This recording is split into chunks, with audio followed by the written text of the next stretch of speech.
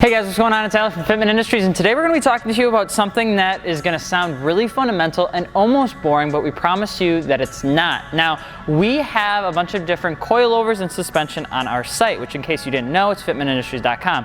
We have literally thousands of questions and comments regarding how and what this is. Now, a coilover is pretty simple because a lot of people just buy it to lower their car. And then there's probably, I'd say, a marginal group of people that also buy coilovers for the increased performance for actual driving, whether that's autocross, HPD, or anything in between. And finally, you have the people that are probably around the last 1 or 2% that actually dive into damping and rebound and compression and spring rates and preload and all of that stuff. And what happens is that there's a lot of confusion as to what makes this whole thing work. So we decided we were going to talk about it because obviously we do a lot with suspension. We see a lot of people ask us questions about suspension before they make their purchase. So we are going to dive into this a little bit. So in front of me, I have a Silver's coilover. This is for our own 1995 Mazda Miata, and this is just your standard coilover. So we're going to get just into the basics. So a coilover is an abbreviated term for a coilover shock absorber. So starting off with just the basics, you have the ability to adjust within a coilover. You're gonna have threads that allow you to thread up or thread down your actual coilover. And what this is gonna allow you to do, just from the basic fundamental levels of what a coilover does, is that it's gonna lower your vehicle. Because you're shortening up the size of the actual coilover for the mounting point to the actual wheel and where everything is connecting, it shortens up that travel, and then of course you have a lowered car. Now, the first and most common mistake that a lot of people make when they install their coilovers is they take it right out of the box, they throw it in their car, they kind of eye up the suspension, and then if they need to make some changes or they figured that they got to lower it, 2 inches, they grab their spanner wrench and then they take their spanner wrench on the locking collar, they bring it down 2 inches, they loosen this bad boy up, and then there you go, the car is lowered. And that is not the way you want to do it. Before you even get started with installing your coilovers, you're going to want to determine how much you want to lower your vehicle. That's the whole purpose of having these threads here, is to legitimately lower your vehicle. It's going to shorten up the overall coilover. It's not going to mess with preload or anything like that. It's not going to mess with any of the actual geometry of what the coilover is attempting to do. This is just essentially going to make it shorter. A lot of people, myself included, when I was young and ambitious and didn't know anything about Google or researching or anything like that, decided it would just be a really cool idea just to bring this locking collar down, bring this down, and then I couldn't figure out why my car rode terribly. Well, what you're gonna wanna remember is that there is a purpose and an intention with having the spring set up the way that it does. You have something that's called preload. Now, what you're gonna wanna remember is when you're talking about preload and all that sort of stuff, what it really comes down to is how much the spring is set up to absorb your bumps and all that sort of good stuff in the road. So what happens is when people mess with the actual location of this collar, you ultimately mess up your preload, which can mess up your compression, which can mess up pretty much everything that the coilover is attempting to do. So when you're breaking it in and you want to figure out how you want to start with the adjustment, you're going to want to start with the most basic, which is just the bottom mount of your coilover to get that major lowering for what you want for your coilover. Now, if you want to get into some minor adjustment, you definitely can still use this, but you're just going to want to be careful on how you go about using it and making sure that you're not doing anything too drastic. Besides the fact that the spring is going to be one of the major players in what makes you feel your car when you're going down the road, your actual strut is also going to do that as well. You're going to want to make sure that when you go in for install that you're doing everything correctly, that you're installing a torque to spec, and that you're not doing anything that's overall going to damage your vehicle. Because again, when we go into people installing coilovers, a lot of times they just think it's their wheels and they can just throw them on, they put the wheels back on, and they're right as rain. That may work for 80% of vehicles, but you're never going to get the actual purpose of the coilovers if you do that, because every vehicle is different. Suspension companies are going to try their best to make kits specific to your vehicle, whether that's with height, whether that's with preload or spring rates that you have going on. But ultimately, you are always going to have to make some minor adjustments when it comes down to actually installing the coilovers into your car. So measured in kilograms per millimeter, usually, that is going to be your spring rate. That's going to be the distance traveled needed. So spring rates, the higher the spring rate, the stiffer the overall coilover is going to feel. There are a couple other variables that play into that, but for just the general purpose of YouTube, that's what we're gonna say. So if you have a higher spring rate, you're gonna have a tougher ride. If you have a smaller spring rate, you're gonna have a much smoother ride, but then of course with that, you're gonna have more body roll, you're gonna have less responsiveness around the corners, all that sort of stuff. So with this specific one, everything is already ready to go. Silver's already preloads it for you. You're pretty much set. You have your major adjustment that you can do right here, and then obviously you have these locking collars, and these locking collars are super important because you're gonna wanna make sure that when you're actually threading in, once you decide where you're gonna go, that these are set and locked, and that's just gonna make sure that that keeps everything in place, that you're not gonna have to worry about anything getting loose on you or anything like that. And then of course you have your knuckle breaker, also known as your spanner wrench, which is gonna help actually get those Loctited. When you're messing with preload, and this is where it gets a little bit confusing, your preload is going to be right here. So if you loosen this up too far, you're gonna notice that your spring is actually going to get loose. And what happens is when you loosen this up to a point, you're gonna lose your preload. And your preload is essentially what it sounds like. It's the load that the spring faces prior to compression. There's a bunch more math involved in that. We're keeping it simple for you guys. What's gonna end up happening is you're gonna mess with your ride quality. So our recommendation is, and kind of the word of mouth, is that when you tighten this, you're gonna wanna hand tighten it first. And once you get it to hand tighten capacity, you are going to want to then tighten it 5 millimeters or thereabouts. Usually what people will say is a spanner wrench width further to set your preload. And what that's gonna do is that's just gonna help establish that preload. Now, it's not an exact science. Each application may be a little bit different, but for the sake of the YouTube and for the sake of keeping everything as generic but as simple as possible, you're gonna wanna think about at least 5 millimeters to set your preload if for some reason you not get loose and you get the spring all wonky. So the important thing is that when you're looking at the actual coilover, the spring is gonna be about, I'd say 60% of what makes your coilover the coilover and how you're gonna feel it on the road. The rest is actually gonna be your shock. Now the shock controls the unwanted spring oscillations and it reduces the vibration.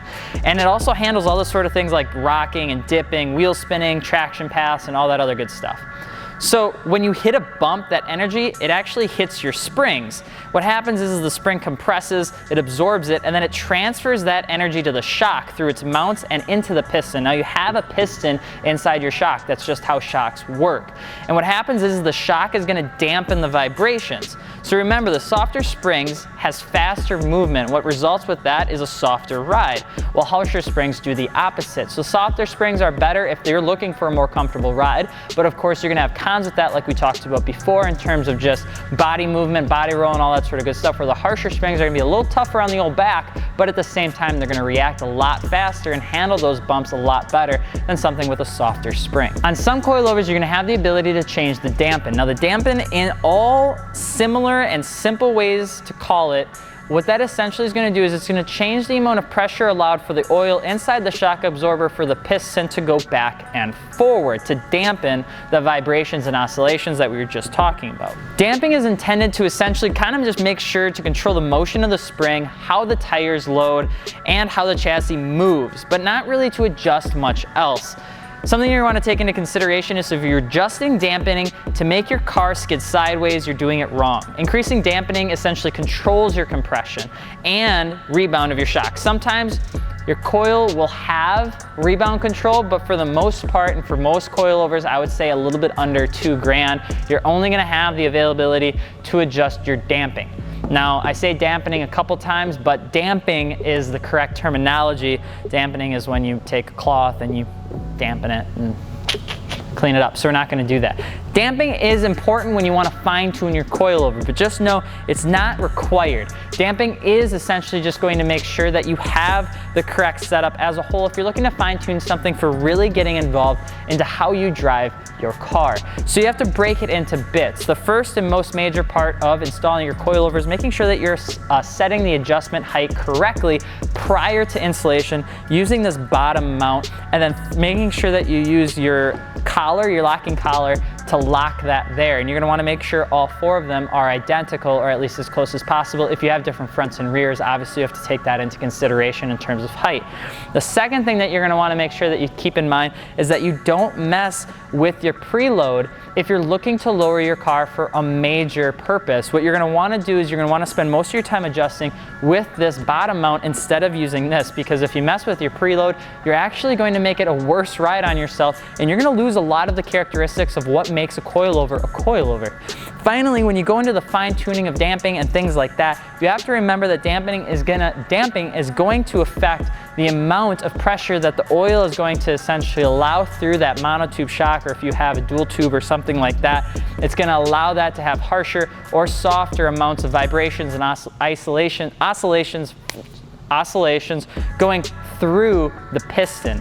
And all of that comes from the spring, which the spring is going to actually be absorbing based on an amount or spring rate that you have inside of the coilover. So the coilover is essentially a whole one unit that's going to take care of everything that your car would encounter when it comes down to hitting a speed bump. Now, there are a couple other terminologies here that you probably may not be too familiar with, and I'm going to go into a little bit of that. So when we talk about damping, you have to remember that in the simple English words, if you go to increase the rebound damping, this means the spring is going to require more force to push the piston back up to the shock and to return to a resting position more slowly. If you loosen that, or if you make that less, it's obviously going to do the opposite. In my professional world of working here at Fitment Industries and helping people with their coilovers, wheels and tires and all that sort of stuff, I recommend pretty much one thing and one thing only. That when you first go into buying a coilover, make sure you know what you're doing before you mess with any of this fine tuning stuff, because you're more than likely going to mess it up if you don't fully understand it.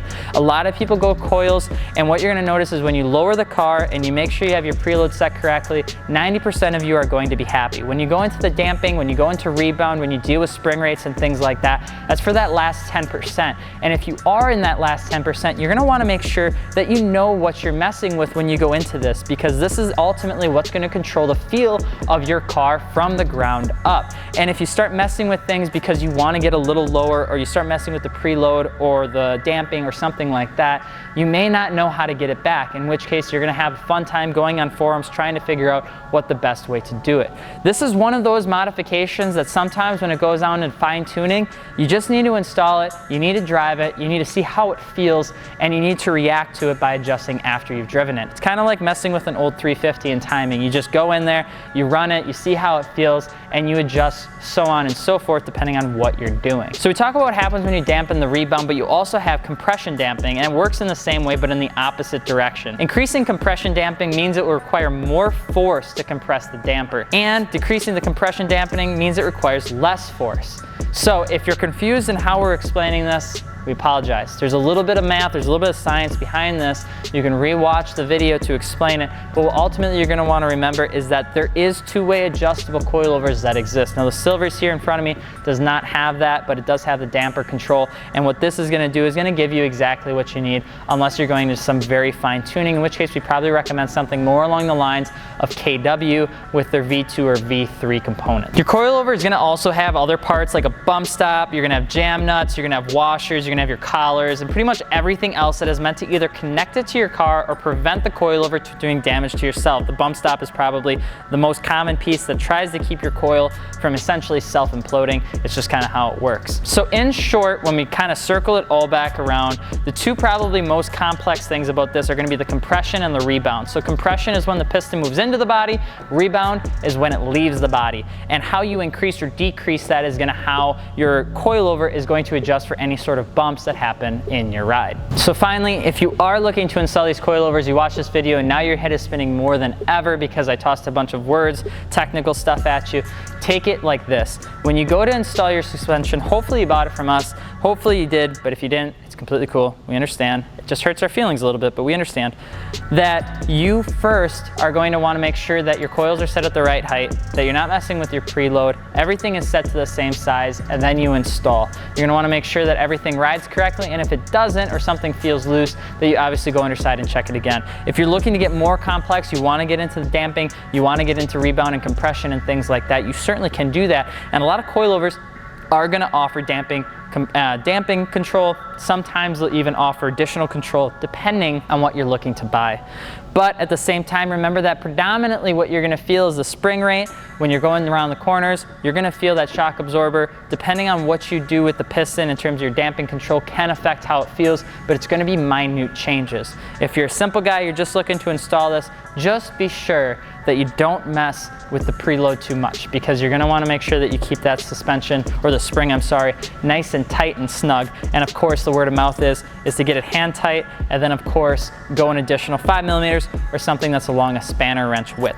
So, in short, if you guys are interested in picking up some suspension components, maybe silvers, Eibach, airlift, or something like that, be sure to check out fitmentindustries.com. Suspension, you can also just go to /airlift or silvers if you're looking to get some nice affordable suspension components. But if you have any questions, feel free to drop a comment. We get a ton of emails about this every single day, so we're gonna start putting these videos out more. They're not as fun, not as exciting, but at the same time, they're educational. We wanna help you guys just understand what these fancy little guys do, because there are a lot of moving parts that make coilovers so awesome, but at the same time, a lot of people purchase them for one purpose, and that's to lower their car. If you're looking to get into more advanced modification of your coilovers, you definitely can do that, but the most important thing is, obviously, make sure you're doing it the right way. But I'm Alex from Fitment Industries. If you guys need to drop a comment, feel free to let us know. Otherwise, be sure to subscribe, but we will see you later. Peace.